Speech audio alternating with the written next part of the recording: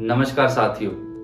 अगर मैं आपको ये कहूं कि 24 कोच में बैठे कुछ 960 लोगों को खींचने वाला रेल इंजन जो अभी तो डीजल इलेक्ट्रिसिटी से चलता है, वह अगर पानी से चले और वो पानी से चलने वाला इंजन हमारे डीजल या इलेक्ट्रिसिटी वाले इंजन से हमें बेटर परफॉर्मेंस दे, हमें सस्ता भी पड़े, तो क्या आप इस चीज़ पे यकीन करोगे क्या?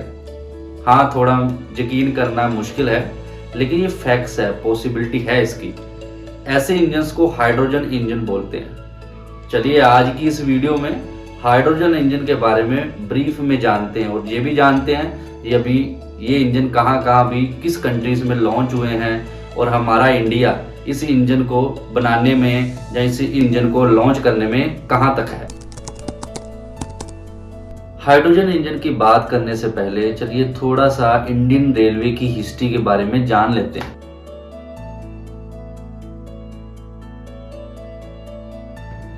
इंडियन में फर्स्ट स्टीम इंजन जो था वो 1853 में बॉम्बे से ठाणे के बीच में चलाया गया था। स्टीम इंजन में कोयले को जलाकर पानी को स्टीम में कन्वर्ट करते थे। उस स्टीम से ये पिस्टन को घुमाते थे जिससे ट्रेन चलती थी।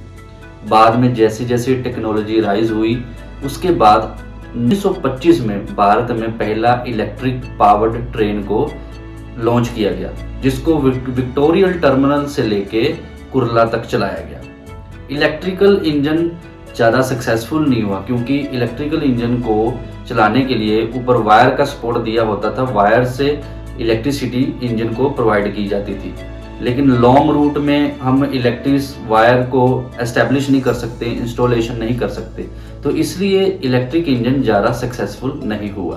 फिर साल 1955 में भारत में पहला डीजल इंजन जो था वो यूके से इंपोर्ट करवाया गया।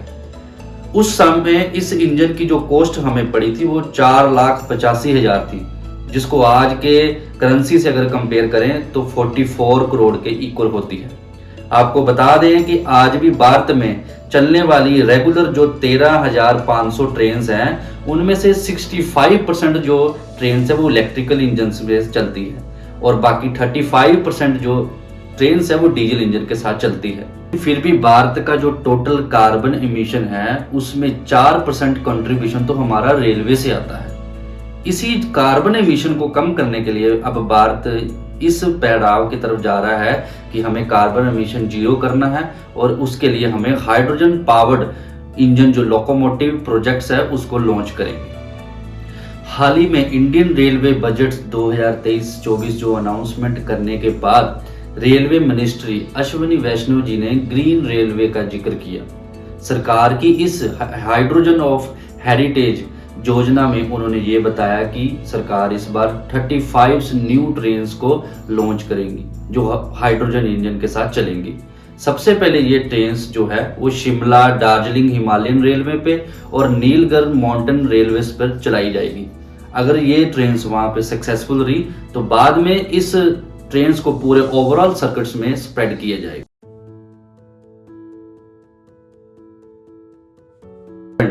हाइड्रोजन लोकोमोटिव से चलने वाली ट्रेन्स के रूफ टॉप पर H2 गैस लिक्विड फॉर्म में हाइड्रोजन टैंक में स्टोर होती है। अनदर एक चैम्बर में एनवायरनमेंट से हम ऑक्सीजन को लेते हैं और उस ऑक्सीजन को हम उसमें स्टोर कर लेते हैं।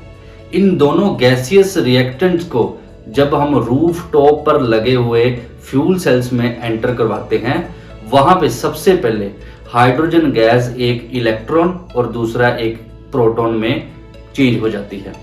हाइड्रोजन इलेक्ट्रॉन्स फ्यूल सेल्स में मौजूद इलेक्ट्रोलिसिस से कैटायन से लेके अनायंस की तरफ मूव करता है। इसी मूवमेंट से इलेक्ट्रिसिटी जनरेट होती है। जो इलेक्ट्रिसिटी जनरेट हुई उसको बाद में हम फ्यूल सेल्स में मौजूद लिथियम आयन बैटरी में स्टोर कर लेते हैं। बचा हुआ हाइड्रोजन का जो प्रोटॉन है वो ऑक्सीजन के साथ रिएक्ट करता है और वाटर फॉर्म करता है। इस प्रकार से जो हाइड्रोजन इंजन है वो एक तो इलेक्ट्रिसिटी और बायो प्रोडक्ट्स में वाटर प्रोड्यूस करते हैं।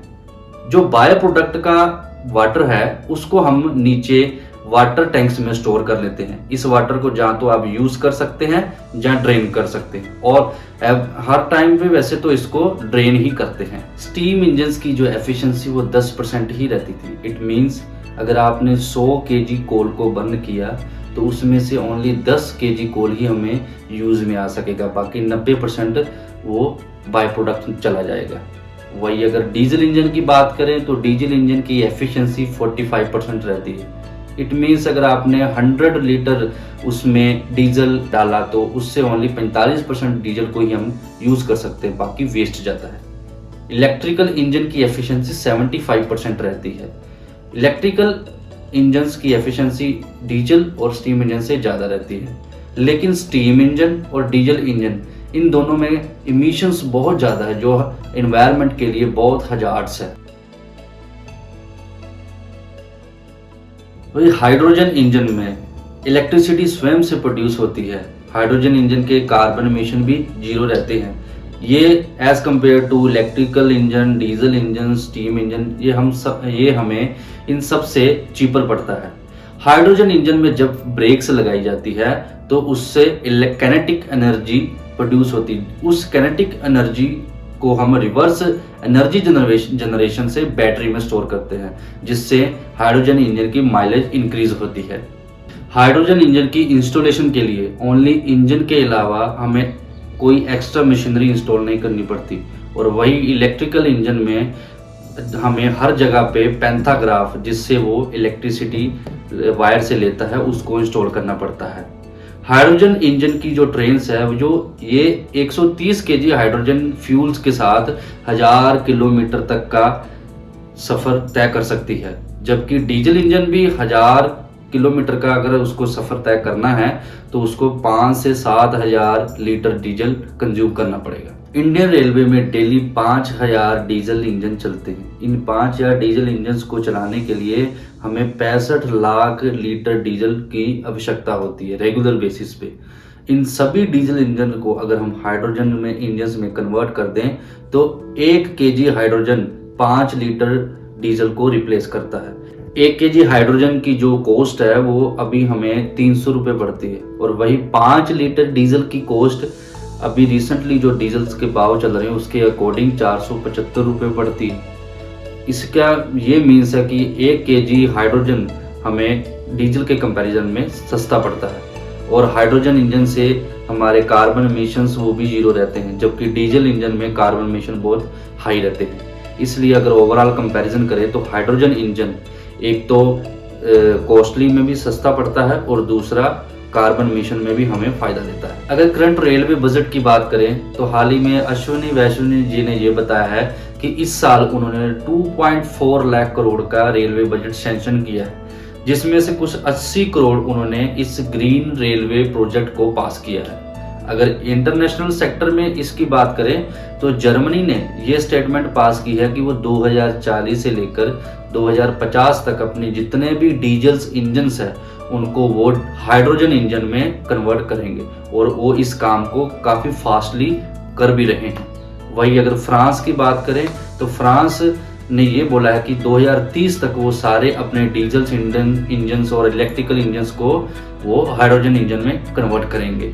हाइड्रोजन इंजन हर सेक्टर्स में काफ़ी पॉपुलर हो रहा है और काफ़ी ये फायदेमंद भी रह रहा है, क्योंकि इससे हमारा जो ग्लोबली कार्बन एमिशन जीरो करने का जो मोटिव है वो अचीव हो पाएगा।